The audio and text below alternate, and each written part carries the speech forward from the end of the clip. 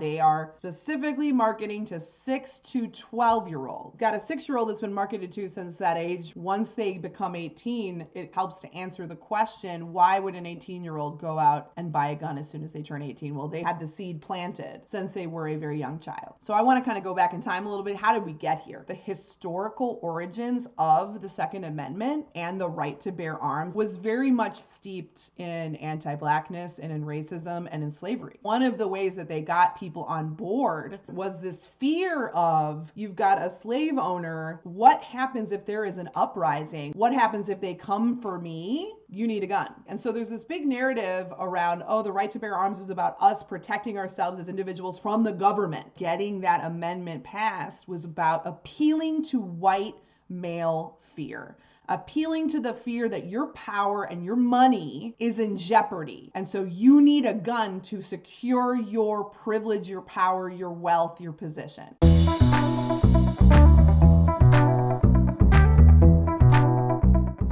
I'm coming to you live today for an edition of Marketing Muckraking, which is a podcast where I discuss what is brand culture doing to us, to our social fabric. What is marketing doing to us? There's a lot of podcasts out there that talk about what marketing can do for us as business owners and as individuals and people in the creator economy, but I'm mostly interested with what it's doing to us and what it's doing to our culture. So today's topic is marketing masculinity, how guns are glamorized and normalized in America, and why my research has led me to see that women are next in terms of marketing campaign to glamorize and normalize gun ownership. You know, like a lot of you, last night I had a really hard time sleeping. I held my little girl tighter, and I, like many people, am asking myself, what do we do? What do we do? And I was on websites and I donated to the Sandy Hook Promise organization, and I wrote to my senators, and I emailed my local school board, and then I just still felt incredibly impotent, incredibly distraught and concerned, which is putting it lightly. And so I started doing research on marketing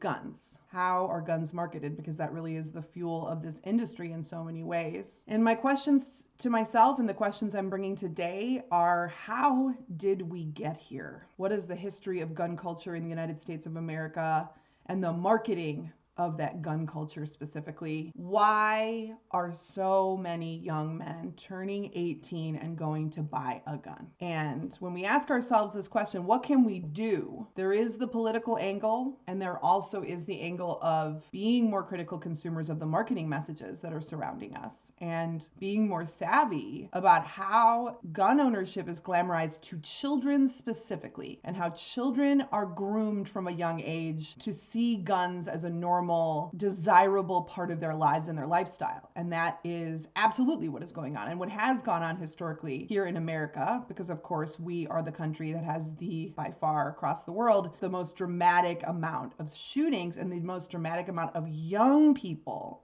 specifically owning guns. And so I have looked into this. I've done some research around this. I want to share this with you. As of 2018, I wasn't able to get a more recent statistic, but as of 2018, the gun firearm industry was a $28 billion industry. In February of this year, there was a landmark case against the Remington firearm company. They essentially were sentenced and they agreed to pay $73 million as the result of a suit that the parents of the Sandy Hook victims brought around how Remington specifically marketed its AR-15 style rifle used in the 2012 mass shooting in Sandy Hook, how they market it to young men and children specifically. The Remington AR-15 rifle, the assault rifle, is very similar to the M16 military rifle that the U.S. Army and other armed forces around the world use. It only fires in semi-automatic mode. Up until this landmark case earlier this year, firearm manufacturers essentially had blanket immunity. There was a law passed in 2005, often referred to as the PLCAA, the Protection of Lawful Commerce in Arms Act. And basically what that act did was say that firearm manufacturers are immune from legal liability for their marketing and for their product. And so this case that was won, Remington is is financially liable, $73 million.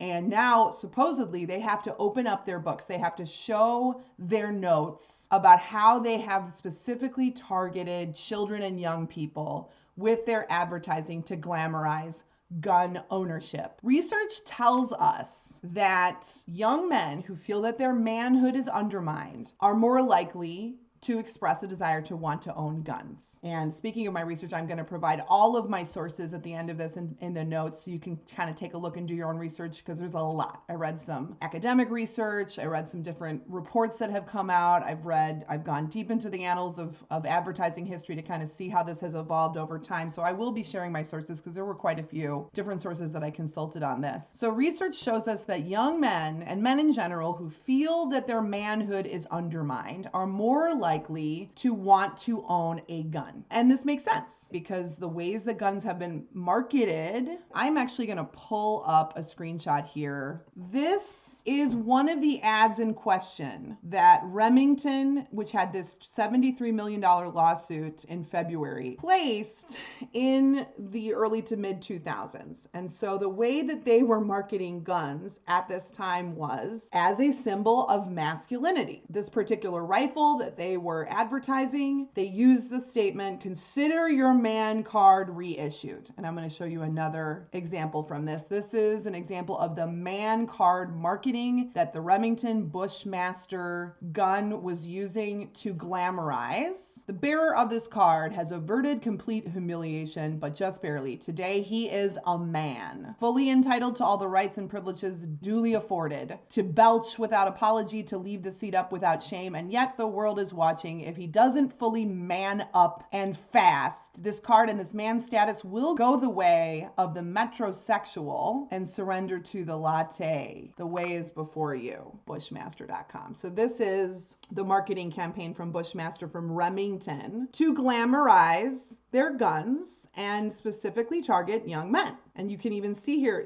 they're using humor, and that's one way that the gun ownership is glamorized. They use humor. This is part of being a man. If you don't do all the things involved in being a man, like having this assault rifle, then you're not really a man. Other examples here: belching without apology, leaving the seat up without shame. Otherwise, you're going to be a metrosexual and you're going to be a latte drinking loser, essentially, is what this ad is saying. And so the parents of the victims of the Sandy Hook massacre brought this suit and they said, you have specifically been targeting young men and children with your products. And that is what led to the horrors of the Sandy Hook massacre. Actually, what I found in my research was men start producing more testosterone when they own a gun. I will provide my sources for this so that you can do your own digging here, but there is a history of marketing guns to kids. I mean, if you, like me, ever watched that classic movie, A Christmas Story, Ralphie in the film is focused the entire plot of this film is on him getting his BB gun. And when you think about how guns were advertised to children,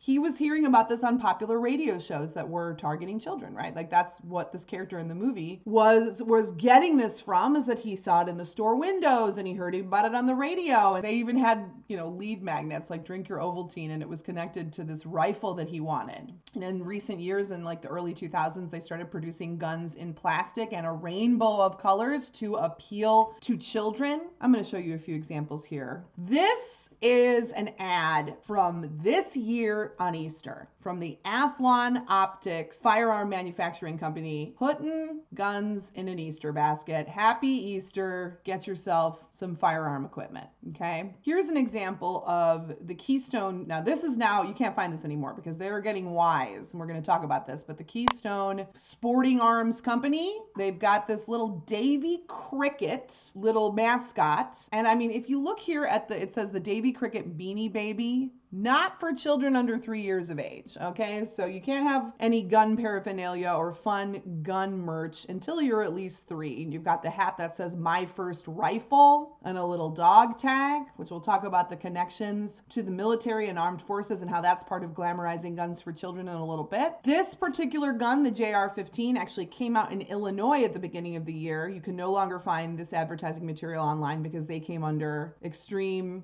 heat after advertising this, but what I want you to really look at here, this is the JR-15 Long Rider, smaller, safer, lighter, okay? And they call it the wee one. And look at those little, here's what I want you to take a peek at. Look at these little skull and crossbones with pacifiers. I wish this was a joke, but it's not. It's the wee one tactical rifle marketed to children. And if you look at this picture of the gun itself, you can actually see there you have that little skull and crossbones with the pacifier. So it's like a cute little fun gun for kids. Gun manufacturers, firearm marketing companies really focus on these guns are small and they're safe and they're light. Looks, feels, and operates just like mom and dad's gun. That's the marketing copy on that. Here is a toy gun, a toy rifle from Mattel from I believe this was the 70s. Again, we're just looking up examples of how gun manufacturers are glamorizing guns to children. So a lot of these gun companies in the NRA will sponsor these young junior sporting events for kids. A couple more examples. This is a popular character from the NRA. They've got a series of children's books for little Jake. And they focus the children's books around things like shooting, sport, going off into the wild and killing bears, or like going on a safari. But again, we're seeing a young child depicted holding a gun with a family of bears around him. And then you can kind of see how this connects over into our popular culture, where parents will often post photos on social media of their children holding guns with handmade signs about what this represents to them. Because guns have historically been used in marketing, I'm going to talk about the history of the marketing of this in a sec, to connect gun ownership with patriotism, to connect gun ownership with masculinity, to connect gun ownership with protecting your family. And so they got to start young, because I'll tell you what, gun ownership numbers have gone down in recent years. And the population of people who own guns, they're aging. So there is a very concerted effort on the part of firearm manufacturers, the NRA, the different industry associations, to glamorize this for youth, because if they don't, there's not going to be a big enough market for them to continue selling guns. Glocks for Girls, says this junior shooters essay from 2009. So this is a kids magazine dedicated to grooming the next generation of gun owners, and they're bringing it to women now, bringing it to girls. What a lot of guns that are marketed to kids, they'll give them kind of fun, playful names. The Savage Rascal. And again, if you remember the man card kind of humor that was used to downplay the seriousness of gun ownership, to distract from this being a weapon of murder, it's just a rascal. And this is actually from an article that I found on like the 5 best guns to get your kid their first rifle. Here's your first rifle. Here's our 5 recommendations from a gun trade magazine. The copy on this reads, "This little rifle is great for kids and one of my favorites. The Savage Rascal is lightweight and the AccuTrigger helps kids with flinching. Also, since it is a bolt action, it adds a level of safety." I don't know how much safety you can add to a rifle for kids, but they're making the case for it. The history of gun marketing, specifically in the last few decades, has been focusing more and more on children. And the kids coming of age today, and you think about the young man Adam Lanza, who perpetrated the Newtown Sandy Hook massacre, he had come of age at a time when these ads were pretty much unregulated. Like, as I said, there was that law passed in 2005 that gun manufacturers were not held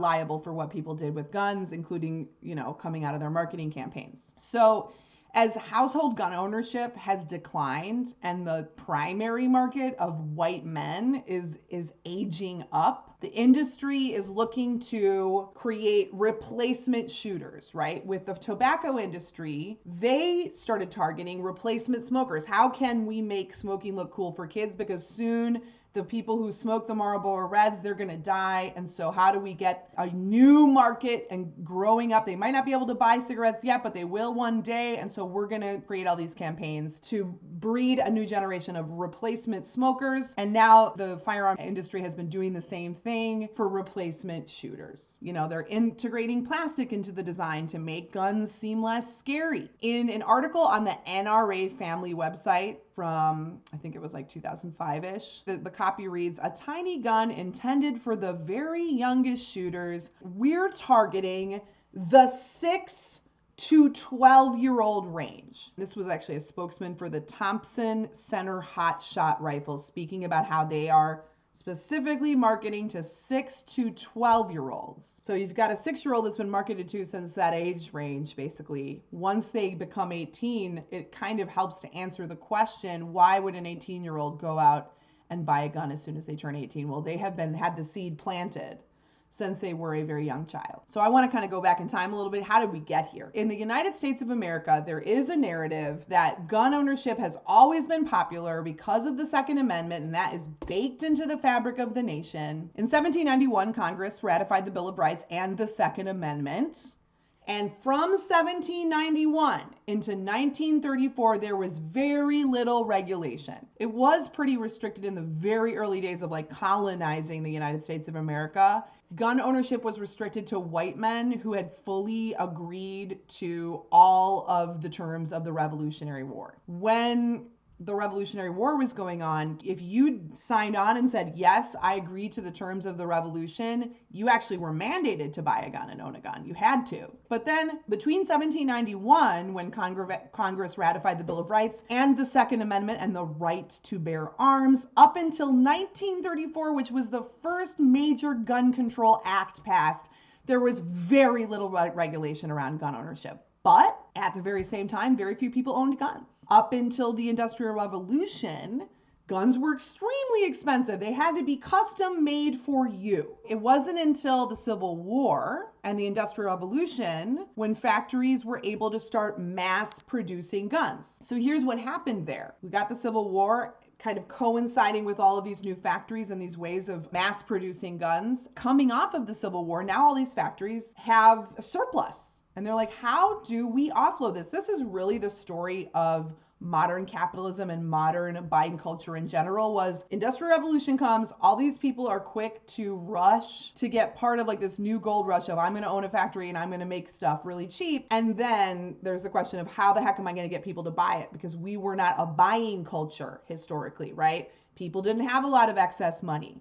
People were used to making things themselves. This is where advertising really started to take off as an industry. How are we going to get people to buy all these guns? We're going to advertise to them. We're going to glamorize guns. We're going to normalize it. We're going to make them think they need them. Going back to the Bill of Rights and the Revolutionary War, I think it's important to note here that the historical origins of the Second Amendment and the right to bear arms and the narrative we have around that was very much steeped in anti-Blackness and in racism and in slavery. Because one of the ways that they got people on board to ratify the Second Amendment was this fear of, you've got a slave owner who has a lot of slaves. What happens if there is an uprising? What happens if they revolt? What happens if they come for me? You need a gun. And so there's this big narrative around, oh, the right to bear arms is about us protecting ourselves as individuals from the government. We need to have the right to have a gun in case the government comes and tries to hurt us. But actually, a lot of the historical origins of getting that amendment passed was about appealing to white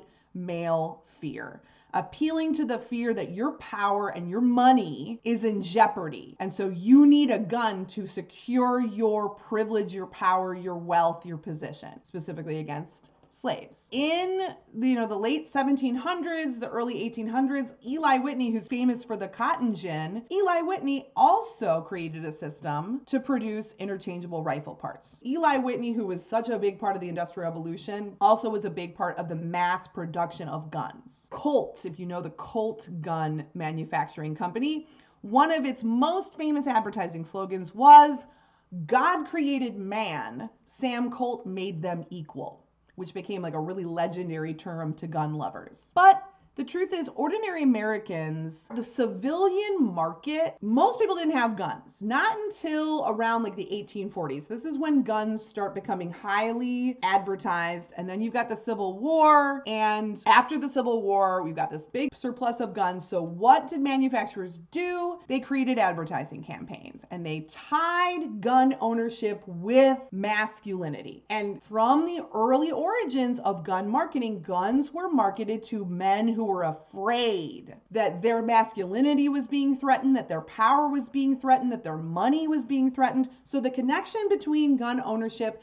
and white supremacy goes all the way back in the United States of America. So after the Civil War, gun makers started convincing general stores to sell handguns right next to the oats and the flour and the sugar. And they ran ads in newspapers telling parents that owning a rifle would help real boys to develop sturdy manliness. So the parallels between gun marketing to young men in the 1800s and gun marketing to young men and their parents today, it goes way back in history as gun ownership as being a talisman, as being a symbol of a real man. And so if you want a position, you want to raise up your son to be a real man, you're going to get him a gun as early as you can. What I think is also interesting and important here is that as gun ownership started becoming more popular, it was simultaneously happening at the same time as slavery was ending. Guns were marketed to Southerners specifically that were concerned that with slavery ending, they were going to be the targets of violence. So this is what I'm talking about with the history of gun marketing coinciding with white supremacy and specifically appealing to white men's fears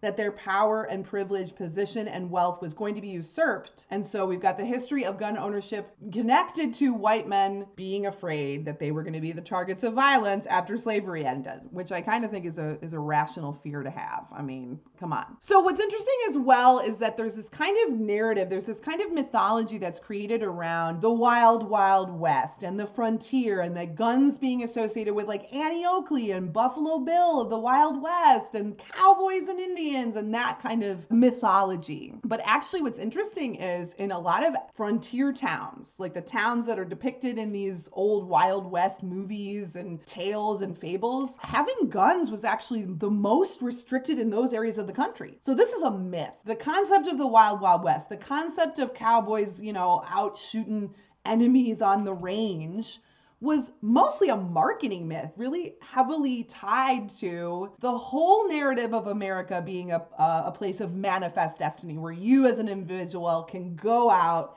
and stake your claim and make your fortune and create your own destiny. Coming into the early 1900s, where advertising is now expanding, the Winchester Repeating Arms Co launched what they called the Boy Plan, aimed at American youths and their parents. And so they developed a marketing strategy where they were targeting over 1 million young boys, ages between 10 and 16. And one of their marketing slogans was, "Every real boy wants a Winchester rifle." So this is part of how gun ownership for young men and girls, but that really didn't happen until kind of later 70s, 80s, and 90s area. Winchester, the company, in an internal sales letter from the early 1900s, wrote to its marketing staff and team, "When the boys and girls of your town arrive at the age of 12 years old, they become your prospects." So kind of fast forwarding to today, we know that gun manufacturers are rarely held accountable for these marketing tactics. These tactics continued on all throughout the 19th and 20th century. And I showed you that advertisement from Mattel, 70s, 80s ad, glamorizing, owning your own little toy gun. Wait till you hear it. If this gun looks great, wait till you hear it, is what the advertising copy says. And this industry was completely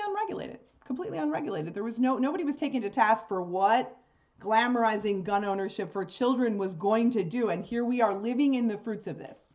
Because if this has continued throughout the entire 20th century, ramping up speed in the 70s. What's interesting about the late 70s and how marketing, guns to youth and guns to young people in general, and the conservative movement and how that got connected to this topic of gun ownership, is it does actually also historically align with abortion. Because if you know the history of conservative alignment with the issue of abortion, you actually know that the church specifically, like the Christian church and the conservative movement, didn't actually get passionately involved in the issue of abortion until 6 years after Roe v. Wade. And actually it's also closely linked to anti-Blackness and why they got connected there and how this particular issue helped them to gain more political significance, specifically so that they could continue to keep schools segregated. So the connection actually to the conservative movement and their passion over abortion connects more to racism than it does to a true concern for human life, as they would like to have you believe. And they would like us to have us believe that the conservative movement has always been involved in these causes. This has been their cause since the early time, but actually, in terms of both abortion and gun ownership, the conservative movement didn't really hang their hats on these topics until the late 70s. And it was so that they could continue to have their power and privilege and secure their wealth, not as they would have us believe that because they care about guns and their connection to freedom and the right to bear arms in case the government comes after you, or because they care about human life, as we can obviously see with what is happening today. Gun manufacturers weren't held responsible this entire time. The Protection of Lawful Commerce in Arms Act, the PLCAA, was passed in 2005, and here's what that act says. It protects firearm manufacturers and dealers from being held liable when crimes have been committed with their products. They can still be held liable for damages resulting from defective products. Isn't that interesting? So we're going to protect the consumers from their purchases being like, oh, you gave me a dud, so now I can be held liable. But they can't be held liable when crimes have been committed with their products. And the biggest landmark case that shifted this didn't happen until this year, February 2022, when Remington was put on the hook for $73 million in a settlement with the parents of the victims of the Sandy Hook massacre, who specifically went after them for their grooming of young men with their ads, these man card ads, and their ads for their AR-15 rifle, which was the rifle that was used in the Sandy Hook massacre, and how Remington specifically went after young men, grooming them from the age as young as 6 years old, trying to glamorize and normalize gun ownership to them. Up until this year, February 2022, gun manufacturers have not been held liable in any way legally for selling guns to children and glamorizing gun use and gun ownership. How do they do this? Because now I'll tell you what, if you go to any of these websites, any of these big manufacturers, they've been very careful now. In the early 2000s and the 90s even, you can see examples of all these shooting magazines. If you had gone to Google 20 years ago and Googled guns for kids, you would have found web pages with shops with guns for kids. The NRA even had like a little kids club section of their website. You would have found marketing materials very specifically and explicitly to parents and children. Here's the gun you need to own when you turn 6 or 10 or 12 years old. But you can't easily find those things anymore. All of these lawsuits and all of this slaughter in our country has caused these gun manufacturers to become a little bit more wise in how they market guns to kids. I went to all the major websites today and I was Googling kids, youth, boys, young, any iteration of that. You can't find anything. If anything, they have, the NRA, I believe, has like a page dedicated to safety and things like that. So then what I did was I started looking for content targeted specifically to firearms manufacturers on marketing, because there are websites dedicated to how to market your firearms, how to increase your sales for your firearm manufacturer, for your gun shop, whatever it might be. And so I found some information there. You can't advertise guns on Facebook or Instagram. You cannot run ads. You cannot explicitly try to sell guns or firearms on Facebook or Instagram. That's why I'm doing this live on YouTube, because I knew that even if I did a live about the history of marketing guns there, it would probably be censored. So I decided to bring it over here to YouTube, because as you could probably tell, the restrictions around talking about gun ownership and selling guns are looser on YouTube and they're looser on Twitter. So what I learned was, it's harder to sell guns online than it used to be. Boo fucking who to anybody who's upset about that. But now the real popular choice and where marketing is going when it comes to marketing guns is they're moving to influencers. They're moving to personal brands. Because while I can't advertise my guns on Instagram or Facebook, what I can do is I can sponsor influencers. I can sponsor, one hashtag is sponsored shooter. Tell you what, there are young children influencers on Facebook, Instagram, Twitter, YouTube. And so what are the gun companies doing? They are sponsoring these young people, giving them free merch or giving them money. And so while I can't go and create an ad on Facebook or Instagram for a gun, what I can do is I can sponsor a young, hip influential person or their parents and put free merch into their hands, and then they're going to talk about it on their channels. So I've got a few examples here of young influencer accounts, and some of these, it's like I can tell that the gun manufacturers like get rid of their tagged posts when it has anything to do with children these days. Like they're being a little bit more subtle about it. But like this is one I found just this morning. You can see it only has 2 likes, but I just got it this morning. It's a young man, probably couldn't be any older than 14 years old, and he's got 2 guns in front of him, and he's got the thumbs up sign. He says, "I love cleaning my guns after use." And of course, you know he's savvy. He's like, "I did this under the watchful eye of," and he tagged his dad. Here's a picture of one guy who's taking a picture of his daughter. She's wearing like a fuzzy fleece pullover, and she's just got a rifle like casually under her armpit, and it says, "Put in the work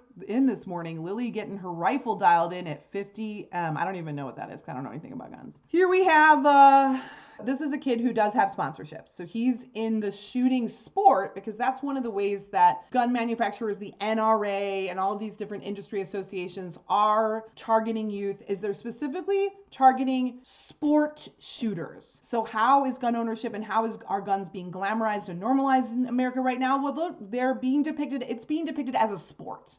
You do it for hunting, you do it for fun. There's gun clubs at different schools. And so this kid actually does have sponsorships. He's got several posts where he's like tags all of the people who sponsor him. This picture of the same child, he's wearing what looks like it could be any sport shirt with like a logo on it that's like, "Oh, you sponsored my baseball team, you sponsored my soccer team, you sponsored my sport shooting." And he literally says in the text, "Thank you to all my sponsors." And then he tags them. This is a picture of it's a video actually of a young girl, probably no older than 7 years old, shooting a rifle with her parents. Another one of the same little girl wearing sport shooting attire. I mean, look at those little cheeks. She's got the baby cheeks still. She's just this little sweet little girl, and she's out there shooting with her dad. This is how they get you. I'm showing you a picture now of an infant, can't be more than 2 months old, with a Tactical Arms logo ball cap being placed on their head by a dirty finger. And it literally has the phrase in the caption, "Future sponsored shooter?" ?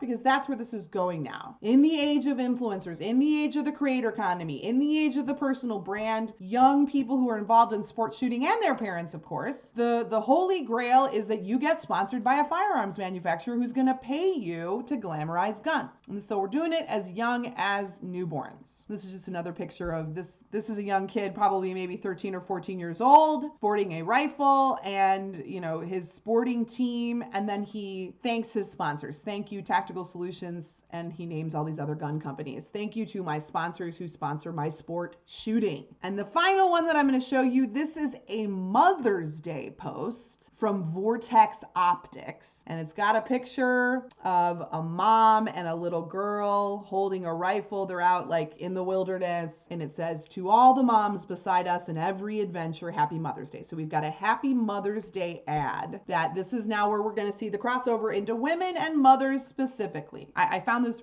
just about as disturbing as the first image that I showed you, which was the Easter basket full of tactical equipment. Happy Easter. Here's an Easter basket full of colorful streamers and colorful firearm related gear.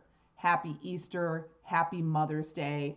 Here's some guns. So we know that historically, all of these gun manufacturers, how have they glamorized guns? They have connected the concept of gun ownership with masculinity. We saw this with the man card marketing, and this was what came into question with the Remington $73 million settlement that happened in February of this year. According to a 2015 survey by the National Shooting Sports Foundation, about 72% of gun owners start hunting between the ages of 6 and 15. So like I said, the current adult gun ownership population is aging, and gun ownership is becoming less popular amongst adults. So what do? They got to do? They got to focus on youth, and they got to get them started young, get them into sport shooting, shooting between the ages of 6 and 15. About 1 in every 18 high school students goes to school armed with a gun, the American Academy of Pediatrics found in 2019. As the carnage has continued and as these manufacturers are coming under pressure, now they are turning to the influencers and the sponsored shooter market. And like I said, I was doing some research. I found the 5 ways for firearm retailers can advertise online without Facebook ads, because you know you can't do Facebook ads for firearms.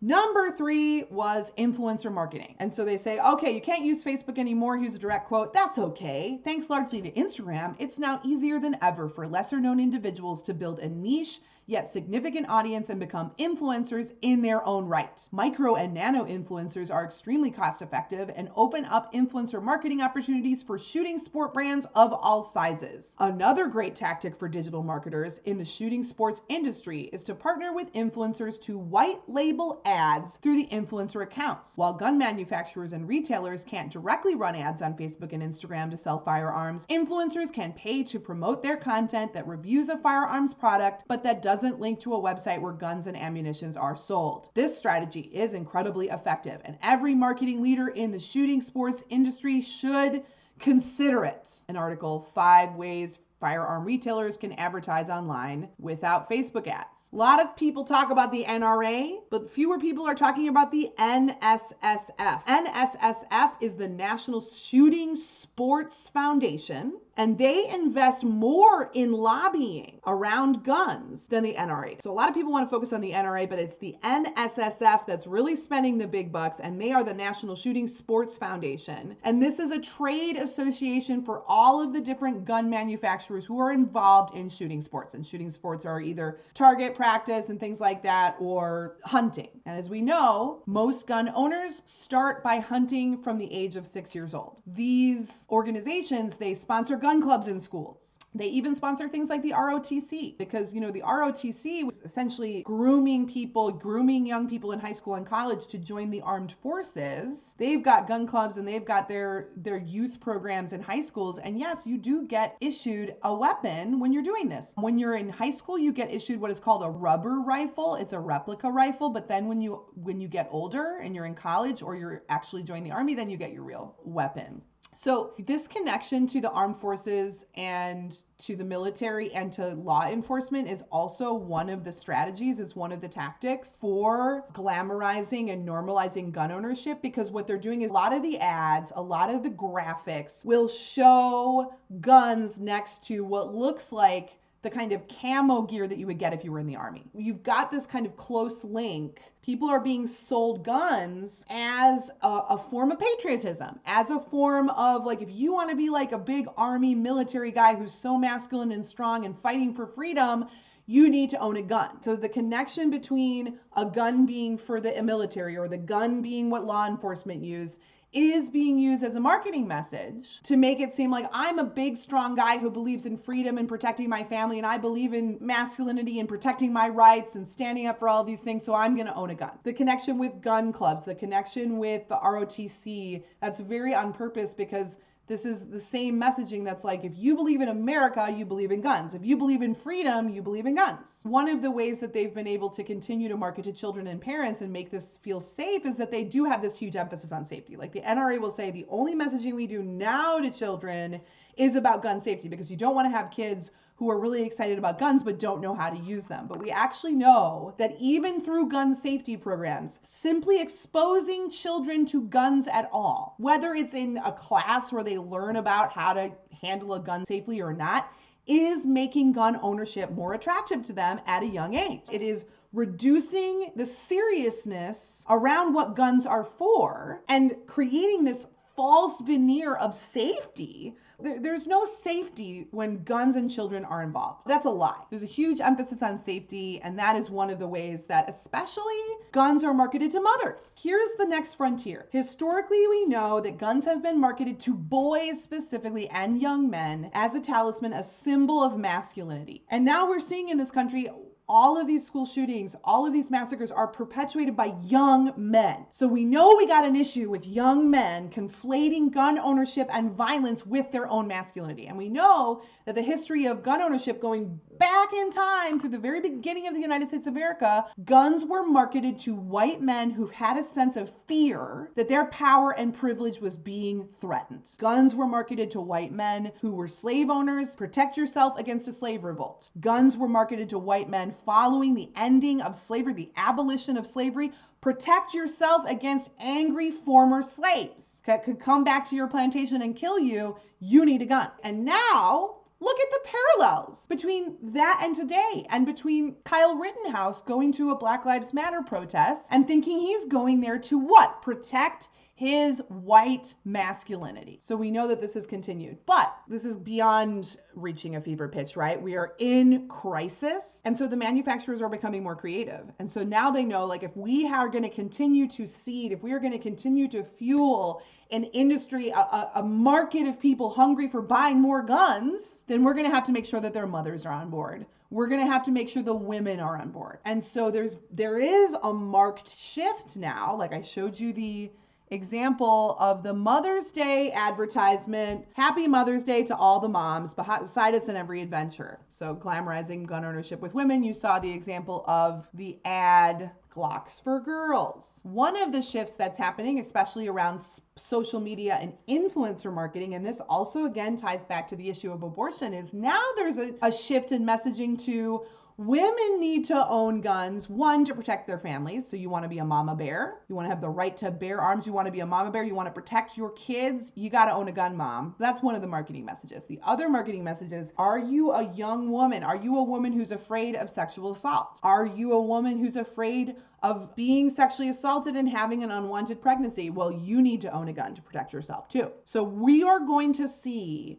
a concerted shift in influencer marketing, social media marketing, and in media around. We've already got a very strong historical campaign to tie gun ownership to masculinity, and we know that it works. We know that young men specifically who feel their masculinity threatened, who feel disenfranchised, who feel lost, who feel lonely, who feel unseen, who feel that they don't have any power, who are afraid of what's going on around them, who feel disconnected from their peers, all of that. We know that they feel that a gun will help them be more masculine. We know it. And we also know that testosterone goes up once you own a gun as a man, literally. So that marketing campaign is going strong, and it's coming under pressure. Gun manufacturers can't as easily create these man card campaigns to so overtly say, if you want to be a man, you need a gun. They can't do that anymore. They literally just had a $73 million lawsuit that says you can't do that. So now we're going to see a marked shift towards aligning the concept of gun ownership with femininity. We already know that people associate gun ownership with masculinity. Now there's a shift towards gun ownership as representing femininity. Femininity in terms of, if you're a mama bear and you want to protect your kids and you want to be a good mother, then you're going to support guns. We got to protect our kids. We got to protect this country. That's the narrative, because we got all these moms today who are saying, what the hell am I going to do with my kids in school? I am terrified. So now we're going to see a shift in the marketing campaigns to saying, moms, if you really care about the safety of your children, you'll advocate gun ownership. You want more guns out there, because all of these moms, every single mother that I know that I've spoken to today is terrified. It's not just moms, it's parents in general. It's everybody's in general, looking at these babies and their final moments of terror and fear and horror and slaughter, and you can't even fathom it. And so what are we going to do to push against that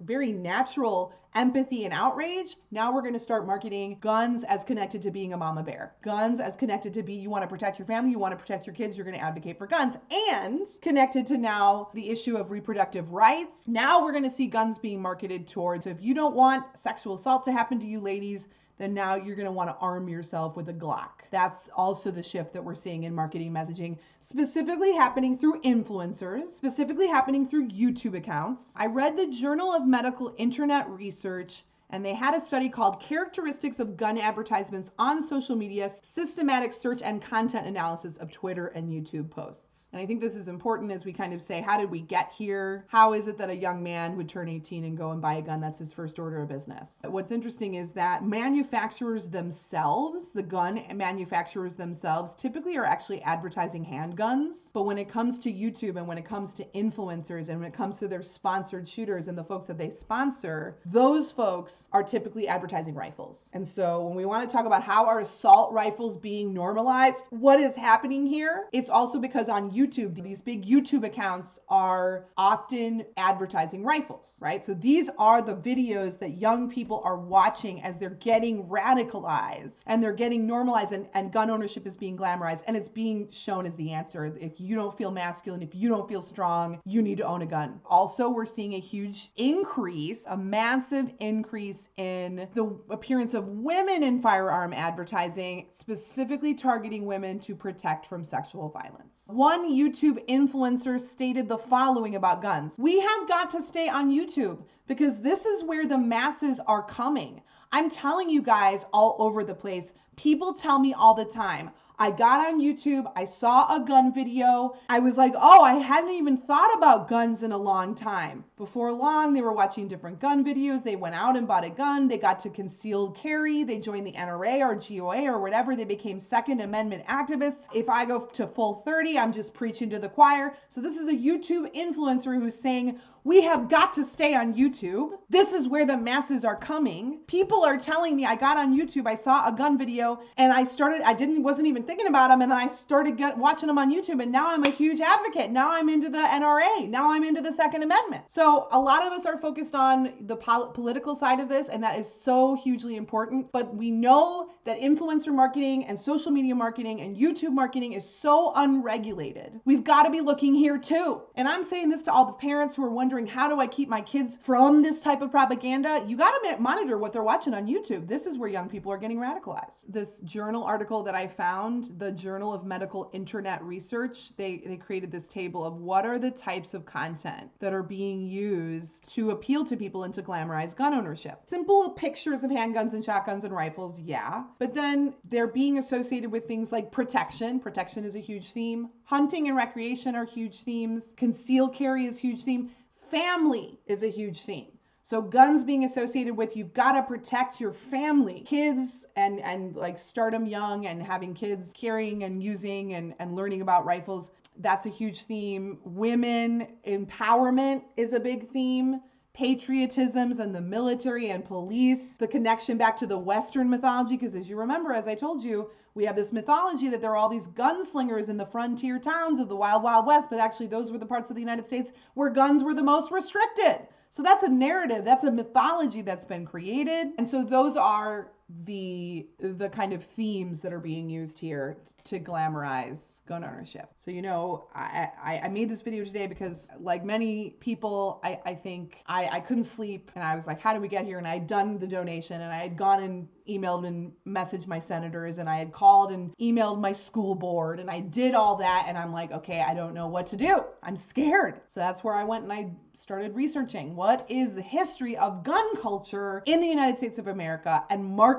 It is the driver of this. Marketing and advertising has been the fuel of this since right after the Civil War, when you had this big surplus of mass-produced guns. Marketing guns as a symbol of masculinity. Marketing guns specifically to the fears and the fragility and the sense of impotency that men have had historically. Whether we're talking about slave-owning Southerner men who are afraid of a slave mutiny, or we're talking about the people after the Civil War and after the slavery was abolished, being afraid of recompense, being afraid of retaliation from their former slaves. Guns were marketed to those white men, saying, if you're afraid that your masculinity, your power, your privilege, your wealth are in jeopardy, you need a gun. And then all throughout the 20th century, we saw how guns started making their way into the mainstream. Smith & Wesson, all of these different gun manufacturers were targeting children from the age of 6, saying as soon as a child becomes 12 years old, they are your prospect. And we know, going back all the way back up into the early 2000s and the late 90s, it was this ad It was this ad campaign grooming young men to see rifles, to see owning an assault rifle as a way to get your man card. This is the ad that cost Remington $73 million because this was the rifle that Adam Lanza used in the Sandy Hook massacre. And now they've gotten wise and they're expanding to social media. They're expanding to influencers, white label. They're expanding to gun clubs, shooting sports for kids. We know that you're more likely to own a gun as an adult if you started hunting at the age of 6 to 12. So I would say if we want to do something, we need to be taking a look at this as well. We need to look at the ways that guns are glamorized in movies and in films, but specifically in advertising and marketing culture. And we need to think about what we're showing our kids. We need to think about what they're watching on YouTube. And so we also, as consumers, so this lawsuit that happened in February of 2022, it was a consumer rights lawsuit. This wasn't a criminal lawsuit about culpability in that sense. This was, you're going to give me damages because you marketed these products to young men. So I think when we ask ourselves, where can we be activists in this? There is a consumer rights, there is a consumer-based focus that we can have. We might not be able to get what we want on a political level. We know that they're in gridlock right now. We know that these lawmakers are not going to stand up for what is right because they don't give a damn. So can we pivot? Can we focus on the commercial side of things? Can we make sure that they have commercial consequences? Can we make sure that they can't do this shit on YouTube and Instagram, that they can't sponsor children? Can we do that? I think that's one avenue that we can explore as well. My thoughts are with everyone today. And now it's time to align our actions with those thoughts. I'll see you later.